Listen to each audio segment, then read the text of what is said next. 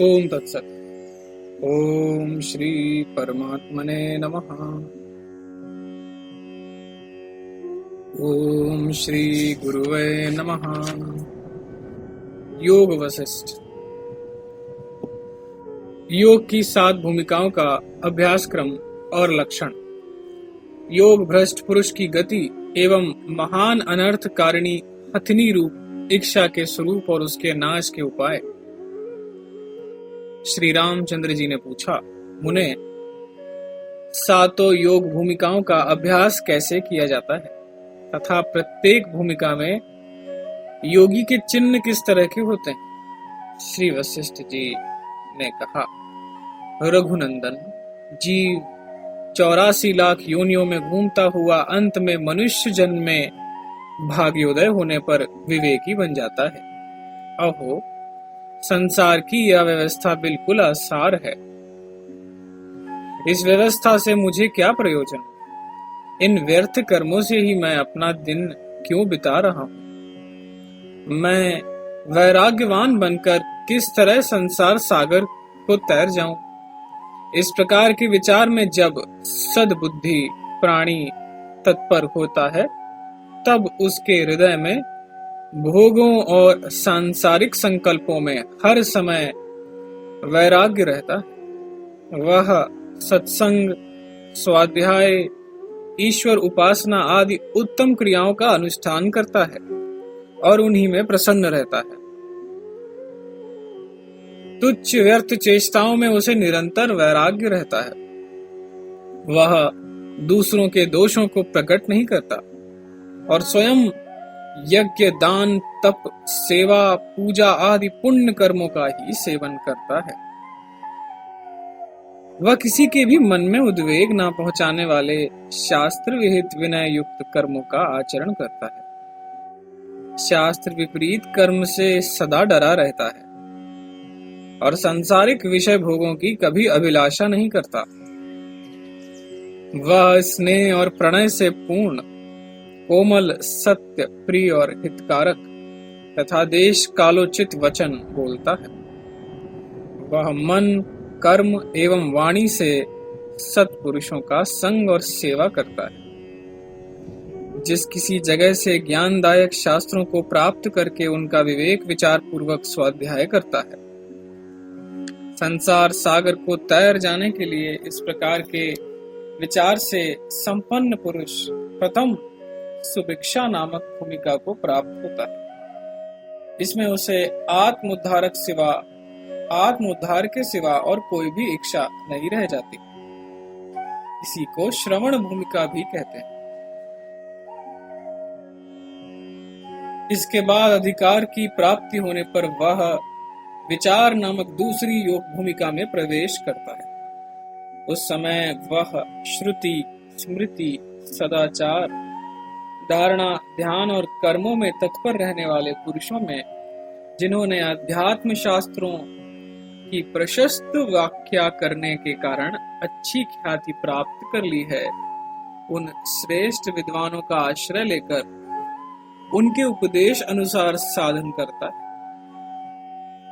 वह अध्यात्म शास्त्र का श्रवण करके कार्य और अकार्य के स्वरूप को तत्वतः जान लेता है। वह मद, अभिमान, मात्सर्य, मोह और लोभ को उसी तरह छोड़ देता है जिस तरह सांप केंचुल को।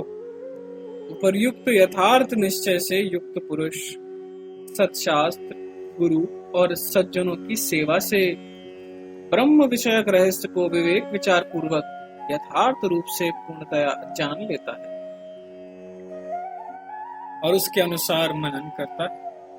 वह अध्यात्म विषयक शास्त्रों के वाक्यार्थ में अपनी बुद्धि को निश्चलता पूर्वक स्थापित करता है। तपस्वियों के आश्रमों में निवास करता है, अध्यात्म शास्त्रों की कथाओं का मनन करता है तथा निंदनीय संसार के विषय भोग रूप पदार्थों से वैराग्य करके पत्थर की चट्टान रूपी शैया पर आसीन हो अपनी आयु बिताता है।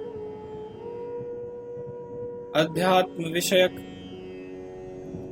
सत्शास्त्रों के अध्ययन, मनन रूप अभ्यास से तथा निष्काम पुण्य कर्मों के अनुष्ठान से उस पुरुष को अध्यात्म विषयक यथार्थ दृष्टि प्राप्त हो जाती है। इस भूमिका का नाम विचारणा है, इसी को मनन भी कहते हैं। तीसरी भूमिका में पहुंचकर विवेकी पुरुष दो प्रकार के असंग का अनुभव करता है।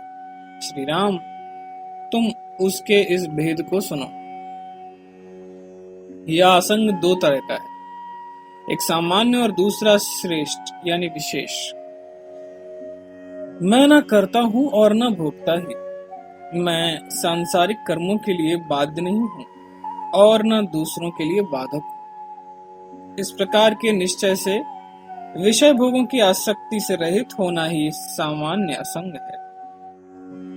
सुख या दुख की प्राप्ति पूर्व कर्म के अनुसार निश्चित और ईश्वर के अधीन है, अर्थात ईश्वर के विधान के अनुसार होती है। इसमें मेरा कर्तृत्व कैसा? ये विस्तृत विषय भोग अंत में संताप देने वाले होने के कारण महारोग हैं तथा ये सांसारिक सारी संपत्तियां परम आपत्तियां हैं। संयोग का अंत में वियोग निश्चित है और ये मन के सारे विकार बुद्धि की व्याधियां हैं। सब पदार्थों को ग्रास बना लेने के लिए काल सदा तैयार रहता है। इस तरह अध्यात्म विषयक वचनों के अर्थ में संलग्न चित्त वाले पुरुष की संपूर्ण पदार्थों में जो आंतरिक मिथ्यात्व की भावना है वह भी सामान्य असंग कहलाता है। इस पूर्वोक्त अभ्यास योग से, महापुरुषों की संगति से, दुर्जनों की संगति के त्याग से, आत्मज्ञान के प्रयोग से तथा लगातार अभ्यास योग द्वारा अपने पुरुष प्रयत्न से संसार सागर के पार सबके साथ परम कारणभूत परमात्मा के ध्यान की स्थिति हस्तामलकवत दृढ़ रूप से खूब स्पष्ट हो जाने पर जो नाम रूपी भावना से रहित होकर न मैं करता हूँ, न ईश्वर करता है, न प्रारब्ध करता है, यूं शांत और मौन रूप स्थित रहना ही वही श्रेष्ठ असंग कहलाता है।